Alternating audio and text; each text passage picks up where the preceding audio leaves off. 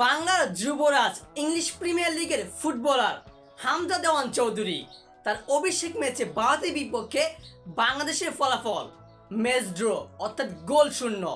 অপরদিকে এই হামজার আগমনে গুরুত্বপূর্ণ ম্যাচের আগে ভারতের কিংবদন্তি ফুটবলার সুনীল ছেত্রী অবসর ভেঙে দলে ফিরেছেন।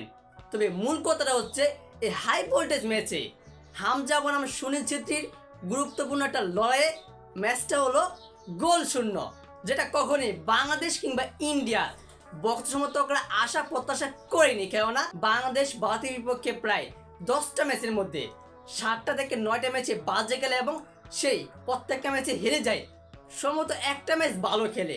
তবে আজকে যে ম্যাচটা খেলেছে হামজা দেওয়ান চৌধুরী, সে দুর্দান্ত কিন্তু মিডফিল্ডে গোলকিপারের সাথে ডিফেন্ডার এবং কি উপরে গিয়ে খেলা, সে মাঠের মধ্যে পুরো অলরাউন্ডার ছিল ফুটবল মাঠে।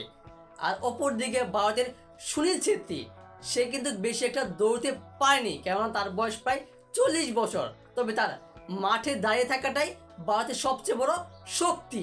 সেই শক্তিটা ভারত কাজে লাগাতে চেয়েছিল, কিন্তু বাংলাদেশ সেটা দেয়নি। বাংলাদেশ শুরুতেই ভারতের জালে আক্রমণ করেছিল, দুর্দান্ত আক্রমণ, একটা মারাত্মক আক্রমণ। তবে বাংলাদেশ ব্যর্থ হয়েছে। ঠিক হাফ টাইমের পর উল্টো দিকে ভারত আবার বাংলাদেশকে আক্রমণকে ঠিক বাংলাদেশের ডিফেন্ডাররাও সেটা সামলে নিয়েছে। এই হাই ভোল্টেজ ম্যাচে একবার ভারতের দিকে একটা বার বাংলাদেশের দিকে বল ছুটাছুটি করছে।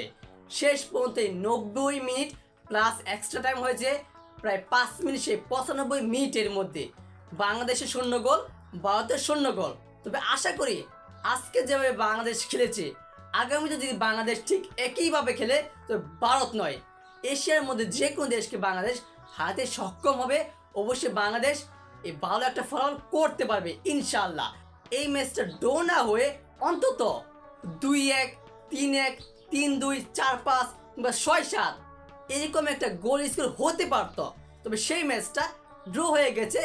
কিন্তু এই হাই ভোল্টেজ ম্যাচে দুর্দান্ত ফর্মে রয়েছিল বাংলাদেশের ফুটবলাররা। ভারতে কিন্তু খারাপ নয়।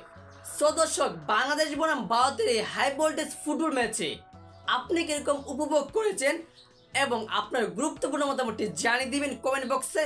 আর অবশ্যই ভিডিওটিতে লাইক দিয়ে সাবস্ক্রাইব করে আমাদের পাশেই থাকবেন। ধন্যবাদ।